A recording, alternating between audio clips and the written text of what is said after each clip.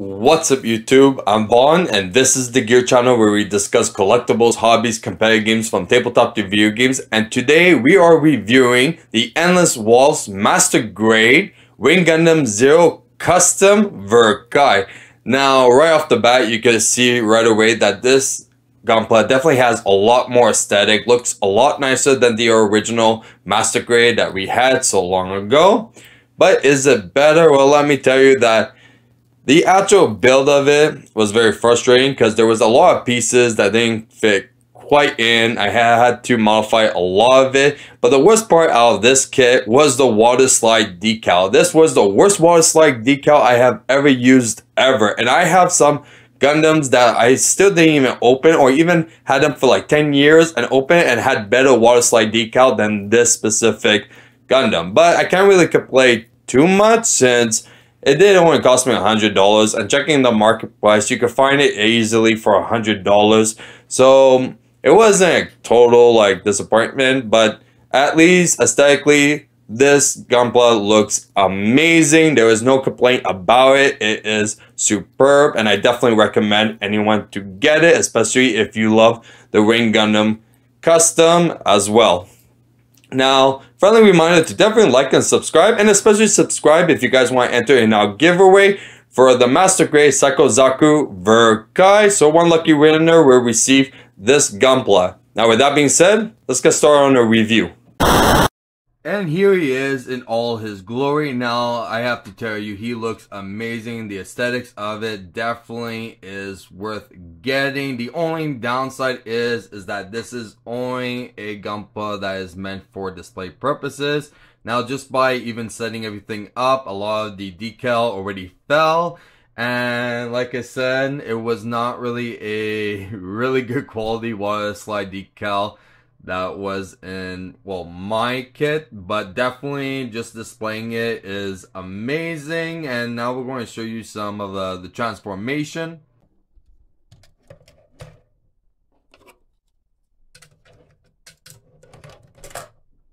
There. So here he is actually transformed in his jet mode. Now, it was definitely not worth it for the amount of decal that we lost to just transform it into this jet. So definitely subscribe, because we did lose a lot of decals just to transform it for this video. And let me tell you that it was definitely not necessary for them to even do a jet mode. And also it really shows that they really didn't put any effort in it, because it's just him laying down and there's not really actual transformation to it. But I am happy that they included this, only because of the nose of the jet being his shield. I think it was a really cool idea, but besides that, it was really not necessary to have this. Now let's actually check some accessories. So first off, he does actually come with a stand, which is amazing, and he has lots of different ports as well for different posabilities or even his other transformation as well.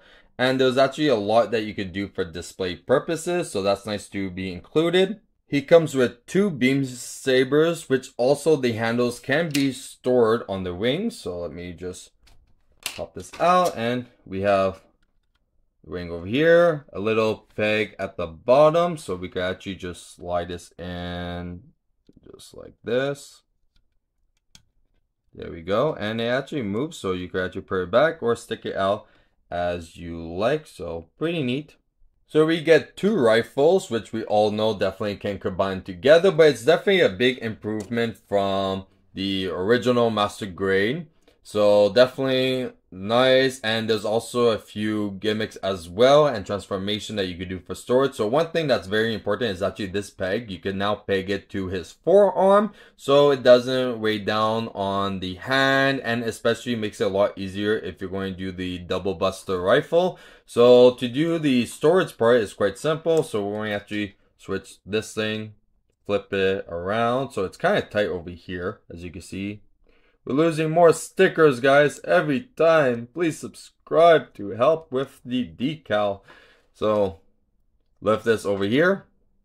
So we pretty much just bend the whole thing like this, flip this like this, close that, and now we just take the ring. There's a little hatch right here, so we open that up. We place this right over here, and then we just close it, and it just stays like that. So we have hidden storage for both the rifles, and if we want to combine them together, it's quite simple.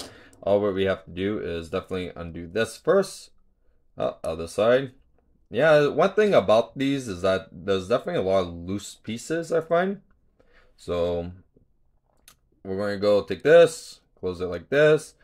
Now we're going to take this piece, lift it up, do the same on the other side. So we're going to take this right here, and we pretty much just put them together. Now usually I will put one peg out just so we can actually attach it to the forearm. So we have to go and just rotate it like this, slide it back down, and then turn this, and now we'll just put them together just like that. Close this, very nice. Okay, and that looks perfect. So everything about it is very nice. I love it. So we're definitely going to show you how we're going to place it on the arm. So to place it on the arm is quite simple. So this slides up, and you have the peg right over there. Now, sadly, for the peg over there in the hand, if my camera wants to focus, it's only fitting for the sabers, not really for the rifle. So that we could just slide in like this. There we go. And the hands are very loose. Honestly, I'm thinking of gluing the hands so I could just stop doing that. But like I said, there was a lot of pieces. Like, it was pretty bad, like, with a lot of the pieces. Like, they didn't fit right together. So for this, I will actually move this around. So let's make it shorter. Put it here. Okay, cool. So peg. So we're going to slide this in, and then this peg goes like this, and already the hand is falling off. So can we fix it? Yes, we can. And right away, the forearm holds. It's still on a little bit of a slant, but it's not that bad. A lot of the joints are actually very tight, so you can actually lift it and it stays up very nice. But that's how we could actually attach the double buster rifle. Now we could check out the shield. Now for the shield, the only function that you can do is for the jet mode is pretty much the fins if you want in or out. Now to attach it to the arm is very simple. So all what you have to do is just slide this like this downwards, and there's a little hook that does, and it just slides like this. So definitely you won't be able to put his arm up and keep it because it'll just slide down, but pretty much gravity just does the work for this, and that's how you could attach it very easily. Now we're going to show you some functionality that he can do. Now I'm not going to show the whole articulation because it's pretty much basic with all the master grades. So starting with actually the shoulders, now these could definitely spread out a bit. One cool feature about the head actually is that for his ears, you could actually spread them out. So if you take it like this, hold on. Yeah, it's kind of tight with everything attached. So you can actually spread the ears like that, which I think is really cool. I usually display them with everything spread out.